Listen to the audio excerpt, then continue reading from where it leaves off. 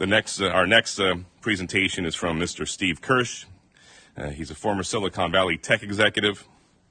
When the pandemic started, he created the COVID-19 Early Treatment Fund to fund researchers working on repurposed drugs, including fluvaxamine, which is shown to reduce death from COVID by a factor of 12. That's amazing. That study was featured on 60 Minutes. Steve also writes a popular COVID-19 newsletter on Substack and has testified in front of the U.S. Senate regarding the pandemic response. Steve, thank you for joining us. Over to you. In other words, you take the 10,000 deaths in VAERS, you multiply it by 41, you get 410,000 deaths. Now, if those people weren't killed by the vaccine, what killed them? Nobody wants to answer that question. You know, it's the same with the insurance company. You know, the insurance company executive in Indiana thought he was just talking to his peers when he mentioned that there was a 40% increase in the third quarter in deaths of people under 64. That's not supposed to happen. If you look at the insurance statistics, they're all flat. It's the same number every year.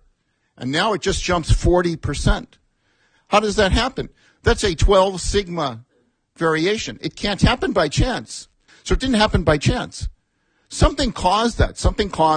This is like the greatest cause of death in human history, and nobody knows what it is.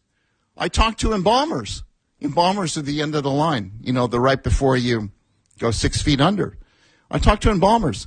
I talked to one embalmer, 93% of her cases, that's what they call the dead bodies, they call them cases.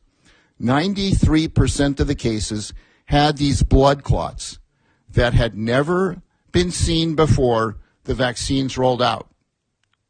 Now she's seeing those blood clots in 93% of the people that she embalms.